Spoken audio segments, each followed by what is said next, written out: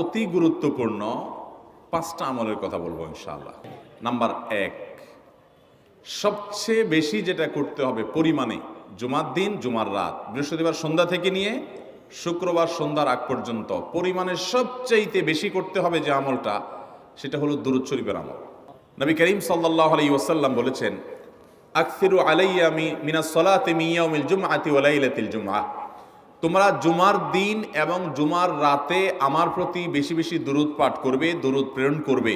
ফাইন্না সালাতাকুম মা'রুদাতুন আলাই, কারণ তোমরা যে দুরূদ পাঠ করো এটা আমার কাছে পেশ করেন আল্লাহর ফেরেশতারা, এবং রীতিমতো নামধাম সহকারে আল্লাহর একদল ফেরেশতা নিয়োজিত আছে। তারা বলেন, আল্লাহ, হে আল্লাহ রাসূল, আপনার অমুক উম্মত, অমুক অনুসারী, আল্লাহর অমুক বান্দা পৃথিবীর অমুক প্রান্ত থেকে, অমুক দেশ থেকে, অমুকের সন্তান, সে আপনার প্রতি দুরূদ পেশ করেছে জুমার দিনে, জুমার রাতে বা অন্য সময়ে।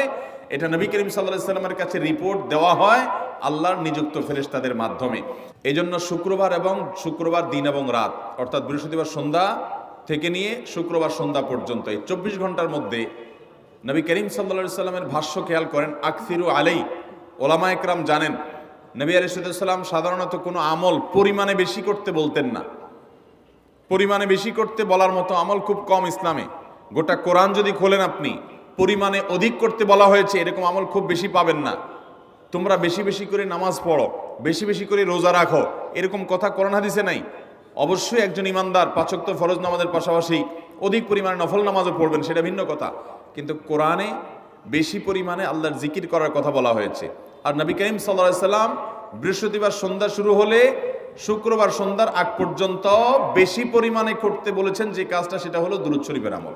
দুরূদের এই আমলটা, এটা করার জন্য আল্লাহ তাআলা এমন সহজ করে দিয়েছেন যে ওযুর প্রয়োজন নাই। আপনার ওযু নাই, তারপর আপনি দুরূদ পাঠ করতে পারবেন। এবং আপনি এই বড় দুরূদ পড়ার মতো সময় নাই, তো আপনি একেবারে সবচেয়ে সংক্ষিপ্ত দুরূদ পড়েন সাল্লাল্লাহু আলাইহি ওয়াসাল্লাম, তাতেও দুরূদ পাঠের সওয়াব পাবেন। আমলটা করব তো ইনশাআল্লাহ। নাম্বার 1। নাম্বার 2, জুমার দিন উপলক্ষে অন্য যে কোনো দিনের চাইতে জুমার দিন অর্থাৎ শুক্রবারের ফজর নামাজ পুরুষরা মসজিদে জামাতের সাথে পড়বেন।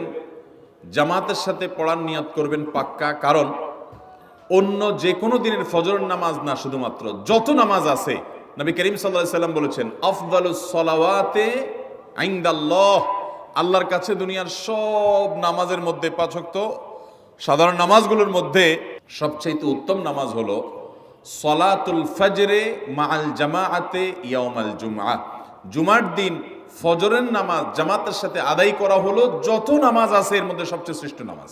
ভাইরা আমার, প্রত্যেক বৃহস্পতিবার আসলে সন্ধ্যার সময় প্রতিজ্ঞা করব, সপ্তাহের অন্য দিন যদি আমার ত্রুটি বিচ্যুতি হয়ও আমি সেটাকে কারেকশন করার চেষ্টা করব, কিন্তু শুক্রবার ফজরটা পুরুষ হিসাবে আমি জামাতের সাথে পড়বই পড়ব। তার জন্য রাতে আগে আগে শোবো, ডাবল ট্রিপল অ্যালার্ম দিয়ে শোবো, অন্য নামাজি বন্ধুকে বলবো ফোন দিয়ে ডেকে দিবি, একে অন্যের সহযোগিতা করব, কিন্তু ফজরের নামাজ জুমার দিন ছাড়বো না ইনশাআল্লাহ। 3 নম্বর আমল হলো সূরা কাহাফ পড়ব। যারা কোরআন পড়তে পারেন না তারা শুনবেন, আর যারা পড়তে পারেন তারা নিজে পড়বেন।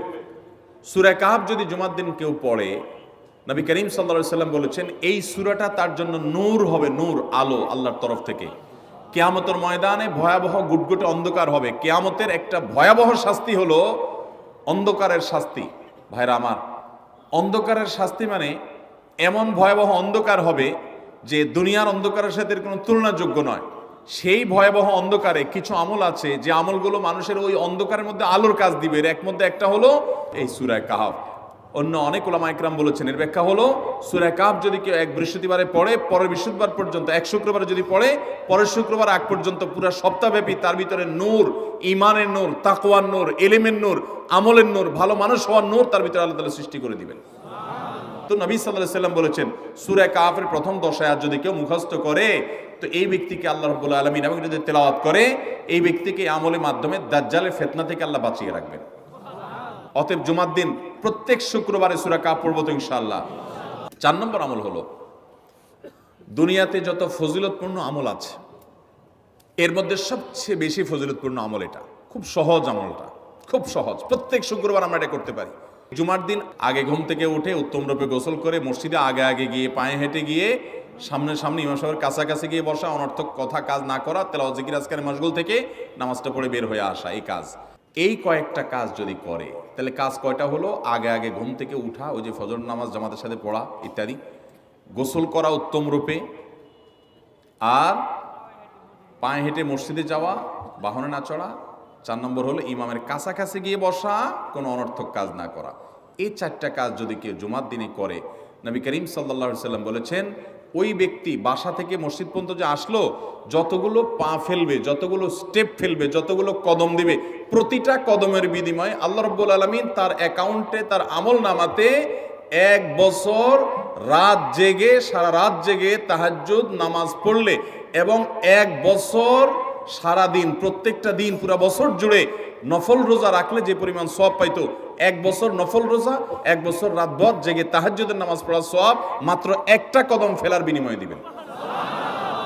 চেষ্টা করবো না ইনশাআল্লাহ? 5 নম্বর এবং সর্বশেষ আমল হলো, জুমার দিনে একটা সময় আছে দোয়া কবুল হয়। দোয়া কবুলের যে সময়গুলো আছে এর ভিতরে অত্যন্ত ইম্পর্টেন্ট একটা সময় হলো জুমার দিন। শুক্রবারের একটা সময় সম্পর্কে নবী সাল্লাল্লাহু আলাইহি ওয়াসাল্লাম বলেছেন যে একটা সময় আছে শুক্রবারের, এই সময়ে বান্দা কোনো দোয়া করলে আল্লাহ তাআলা ফিরিয়ে দেন না, কবুল করেন। কিন্তু সময়টা যে ঠিক কখন, এটা হাদিসে নবী সাল্লাল্লাহু আলাইহি ওয়াসাল্লাম বলেন না, যাতে করে হয়তো আমরা সারা দিনেরই কম বেশি দোয়ার চেষ্টা করি।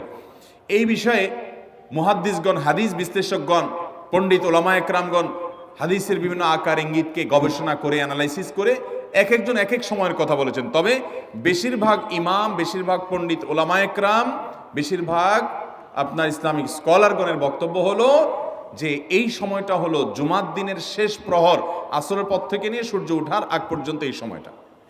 আমাদের আল্লাহর দিকে মনোনিবেশ করতে হবে দোয়ার জন্য বেশি বেশি। তাহলে শুক্রবারে 5 নম্বর আমল হলো বেশি বেশি কি করবো ইনশাআল্লাহ? দোয়া। বেশি বেশি দোয়া করবেন, উঠতে বসতে চলতে ফিরতে। বিশেষভাবে সূর্য ডুবার আগের যে সময়টা শুক্রবার, অর্থাৎ দিনের শেষ সময়টা, বিশেষভাবে আল্লাহ তাআলার কাছে দোয়া করব। ঠিক আছে তো ইনশাআল্লাহ? কয়টা আমল বললাম? আমল করবো তো ইনশাআল্লাহ? মনে থাকবো তো ইনশাআল্লাহ? আমরা প্রয়োজনে বাসায় গিয়ে একটা কাগজে নোট করে ফেলবো, লিখে ফেলবো, লিখে এরপরে ওয়ালে টাঙ্গায় দিবেন বাসায় যে জুমার দিন এই 5 কাজ আমি ছাড়বো না। আপনি যদি মনেও না থাকে, আপনার যদি ভুলেও যান, আপনি এই কাগজ আপনাকে মনে করাবে ইনশাআল্লাহ। বাসায় ফ্যামিলির লোকদের সাথে শেয়ার করবেন, জুমার দিন হুজুর বলেছেন, আমি একটু আমার মন থেকে বলিনি, এগুলো সব কোরআন হাদিসের কথা বলেছি আপনাদেরকে। কোরআন হাদিসের আলোকে 5টা আমলের কথা বলেছেন, বিশেষভাবে জুমার দিন আমি 5টা আমল করবই করব। ভাইরা আমার, প্রত্যেক জুমার দিন যদি আপনি একটু ইমানের রিচার্জ করেন, ইনশাআল্লাহ সারা সপ্তাহ আপনার জন্য সেটা উপকারে আসবে।